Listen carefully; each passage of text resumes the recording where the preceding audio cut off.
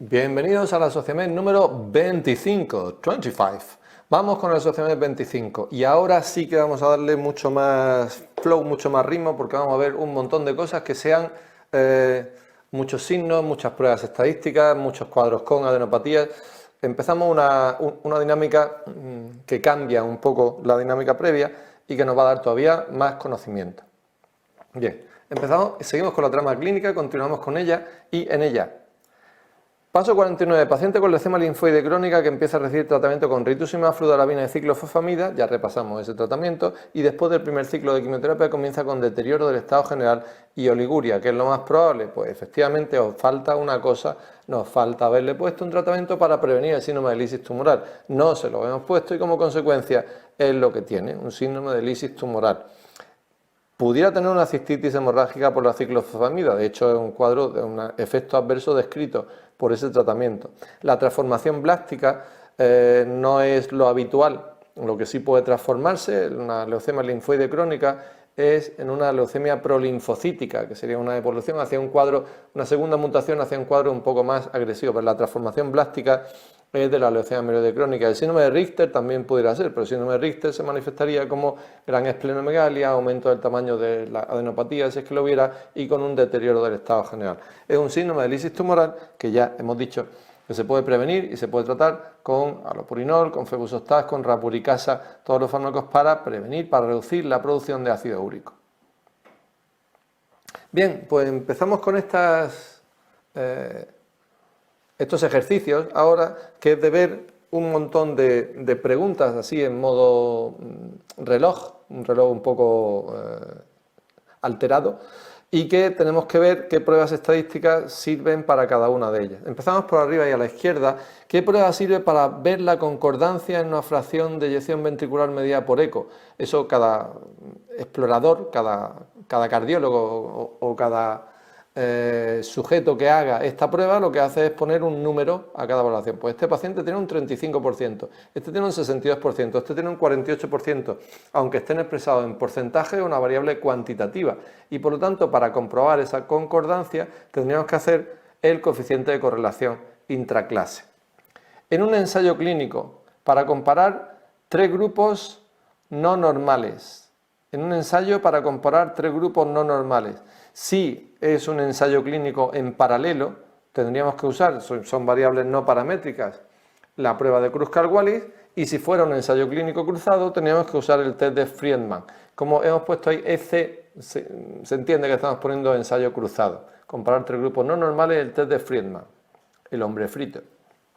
Comparar tiempo hasta curación y que se midan las hazard ratio, eso se hace, como ya sabéis, con las curvas de Kaplan-Meier y el estadístico sería el log rank. Comparar tres muestras ordinales en paralelo. En este caso sí, es un ensayo clínico paralelo, estoy comparando tres muestras y como son variables ordinales, son también no paramétricas, son no normales y por lo tanto aquí sí usaría la prueba de Kruskal-Wallis. Ver si hay relación entre dos variables no normales. Si veo si hay una correlación entre dos variables normales, usaría la R de Pearson. Si quiero ver si hay una correlación entre dos variables no normales, usaría el test de Spearman o la RO de Spearman. Concordancia en sí o no. O sea, quiero ver si en una prueba diagnóstica hay concordancia en los resultados, valorando esos resultados como una variable cualitativa dicotómica, como sí o no, y ver si dos investigadores coinciden en esos resultados y por lo tanto la prueba es muy observador independiente. Pues eso se haría con la prueba de Cohen y el coeficiente kappa. Comparar 5 medias. Si me dicen solamente comparar 5 medias, ya sé que me están hablando de variables que se supone que son normales y usaré el análisis de la varianza. Porcentaje de curaciones entre dos grupos paralelos. ¿Qué porcentaje de sujetos se curan con uno y qué porcentaje se curan con el otro tratamiento? Hablo de porcentajes, pero realmente cada sujeto individual, la respuesta que he dado es ¿se cura o no se cura? Variable cualitativa dicotómica, proporciones entre los dos grupos, prueba de la chi cuadrado, al ser independientes las muestras. Análisis multivariante sobre curvas de supervivencia. En este caso se usa la regresión de Cox. Si fueran cuantitativas, se haría con la regresión lineal múltiple, por ejemplo, y si fueran quali usaría la regresión logarítmica o logística. Relación entre los CD4 y la carga viral. Son variables cuantitativas, se entiende que podemos considerarlas como variables normales y por lo tanto la correlación entre ellas, y cuando aumenta la una, aumenta la otra o viceversa, en este caso y viceversa, hablaríamos de una R de Pearson. Y en un ensayo cruzado, la comparación de los porcentajes de mejoría entre un tratamiento y otro, pues se entiende que podemos hacerlo con el test de Magnemar, por ejemplo, ¿vale? Porque en este caso serían variables dependientes al ser un ensayo clínico cruzado. Pues muy bien, hemos hecho un repaso de pruebas estadísticas bastante útil. ¿Y signos? ¿Recordamos estos signos cuáles son? Y ponemos los signos del zodiaco como fondo para darle un poquito de aire misterioso e inquietante. El signo de Kussmaul, ¿dónde se ve? No baja la presión venosa yugular durante la inspiración, pericarditis constrictiva. Signo de Romagnan, un poco menos conocido, es un signo en el que puede haber un edema en el ojo, adenopatías asociadas y puede verse, por ejemplo, en la tripanosomiasis americana, en la enfermedad de Chagas, bueno, en la tripanosomiasis cruzi, perdón. Signo de Pemberton, al elevar los brazos puede haber una congestión facial en los pacientes que tienen un bocio simple grande. Signo del Hermite, esa sensación de descarga eléctrica en la espalda que puede suceder a veces en los pacientes, por ejemplo, con esclerosis múltiple. Signo de la flecha de Forestier, el sujeto con espondilitis anquilosante al apoyarse contra la pared no puede apoyar a la vez la parte alta de la espalda y el occipucio y la parte posterior de la cabeza. Signo de la flecha de Forestier, espondilitis anquilosante. Signo de la patergia, esa reacción pustulosa tras una venopunción que surge en los pacientes que tienen enfermedades Behçet. Signo de Nikolsky, al presionar sobre la piel aparece una ampolla en los pacientes que tengan sobre todo alguna enfermedad de la familia de los pénficos, fundamentalmente, con alteraciones intraepidérmicas. Signo del cono de helado es el signo típico con el que se ve el neurinoma del acústico, en el que hay una parte que crece en el oído interno y la otra parte que crece hacia afuera, el signo del cono de helado. Signo de Westermarck, falta una R. Westermarck es una hiperclaridad triangular de base pleural que sucede en los pacientes que tienen embolismo pulmonar. El signo de Roessler, la erosión de las costillas como consecuencia del impacto de la sangre con gran presión que sucede en los niños o en los pacientes que tienen coartación de aorta. Y el signo del anillo me indica que hay una necrosis papilar, signo del anillo en la pielografía, también podría decir el signo del anillo y no puede ser una tosoplasmosis en el sistema nervioso central, pues también, signo del anillo en la pielografía se correspondería con una necrosis papilar, que ya sabéis que la complicación de nefropatías intersticiales, por ejemplo, la que se produce en la diabetes, por analgésicos, en la drepanocitosis y en otras. Bien, podemos repasar con eso un montón de signos. Vamos ahora con la Pokémon evolución, la vamos a hacer un poquito más rápida sobre GINE. En la GINE, la ecovaginal es una prueba eficiente para el cáncer de endometrio. Si hay una sospecha de cáncer de cuello del útero y hay una lesión no visible, el siguiente paso sería una colposcopia. Y para el diagnóstico de masas anexiales también es una buena prueba la eco transvaginal. 3 conceptos que se nos deben quedar como conceptos así puntuales, aislados. Si hay un HELP con crecimiento retardado, con CIR, se recomienda la finalización del embarazo.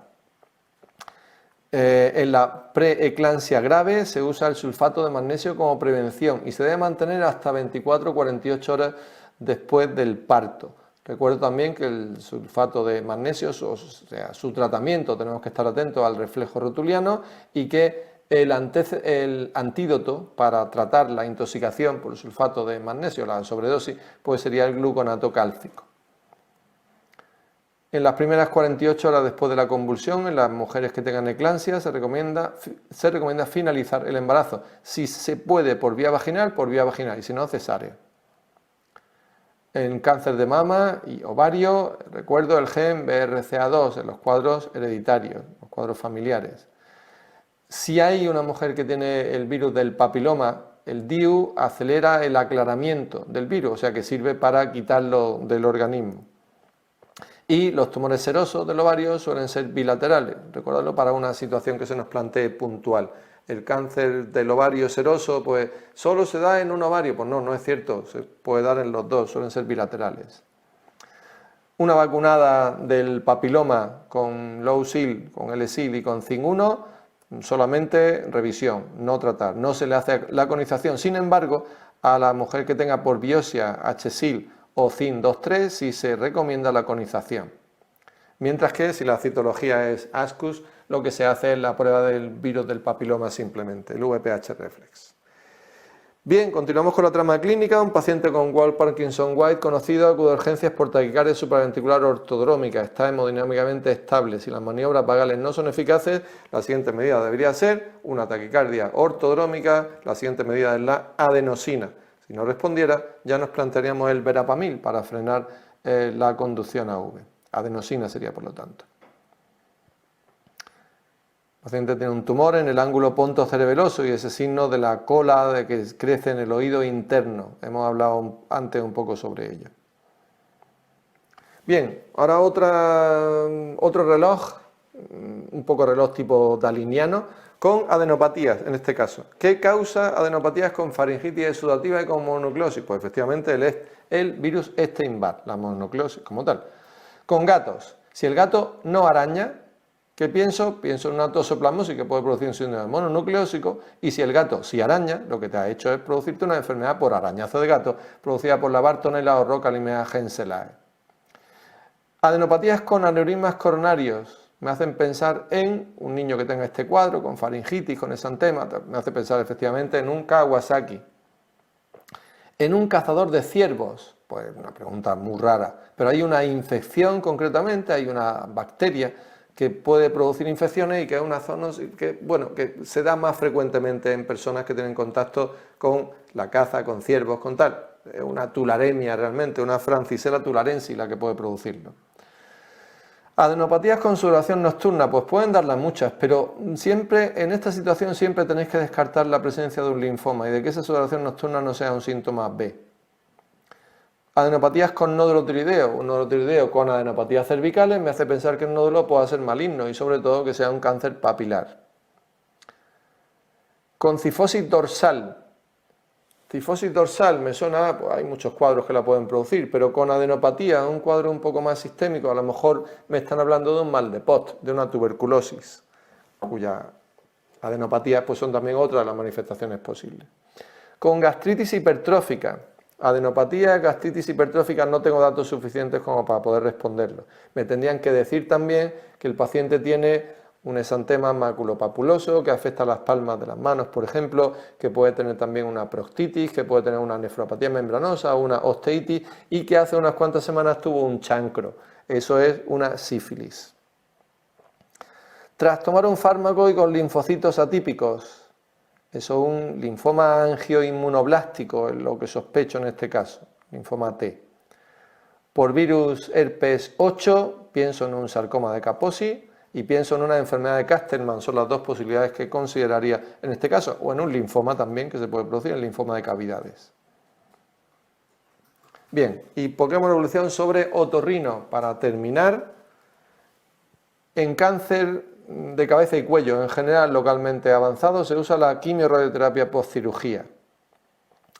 El cáncer de orofaringe, hay una variante que se da en fumadores y una variante que se da en no fumadores. Esta variante de no fumadores se relaciona fuertemente con el papilomavirus. Y el alcohol aumenta el riesgo, sobre todo de cáncer supraglótico. Hay muchos cánceres de cabeza y cuello que pueden aumentar su frecuencia con el alcohol, pero sobre todo recordarlo en el supraglótico. Hipoacusia bilateral de conducción, en la acumetría, si demuestro en la audiometría, una hipoacusia bilateral de conducción, ¿en qué cuadro pensaré?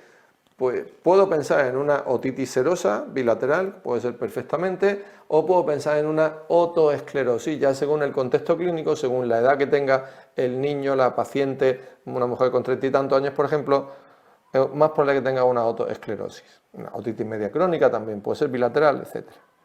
Si hay una hipoacusia de percepción, pero la caída es mayor en tonos graves, pienso en el Menier. Si fuera mayor en tonos agudos, eso es característico, por ejemplo, de la presbiacusia. Y un escotoma de 4.000 hercios me habla de un trauma sonoro. El escotoma de 2.000 hercios es el que me habla de la otoesclerosis. El carcinoma nasofaríngeo se sospecha en un adulto que tenga una otitis serosa, adenopatía, cervicales, parálisis de pares craneales, producido por el Epstein-Barr virus. El carcinoma nasofaríngeo también se llama linfoepitelioma, podéis llamarle como queráis, es de origen T normalmente y se trata con quimiorradio. El cáncer retrocricoideo se relaciona con el Plummer-Vinson, enfermedad que ya sabemos que se asocia con disfagia, anemia ferropénica y glositis. Y el papiloma invertido se le hace cirugía con márgenes amplios. Cuando hablen de un papiloma invertido, el tratamiento será quirúrgico. En otros tipos de pólipos, por ejemplo, pues no es tan necesario. Sordera súbita con Rine positivo y con Weber hacia el lado contrario.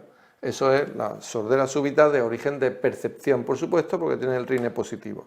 Pues bien, recordad también que en el recién nacido el cribado de una posible hipoacusia se puede hacer con las otoemisiones y con los potenciales evocados del tronco de encéfalo, potenciales evocados auditivos. El reflejo estapedial me puede indicar la topografía de una parálisis facial periférica. ¿Por qué? Porque si la parálisis se da antes de la salida del nervio estapedio, antes del ganglio geniculado, se puede perder el reflejo estapedial, y si la parálisis es distal a esa salida del nervio estapedio, pues no hay esa ausencia del reflejo estapedial. Y con esto terminamos en la SOCIAMED 25. Llevamos ya un trabajo muy amplio, muy desarrollado, y seguimos repasando para que todo esté mucho más integrado, mucho más relacionado y esa red mucho más extendida para tener cada vez más posibilidades de diagnóstico y de tratamiento de nuestros pacientes.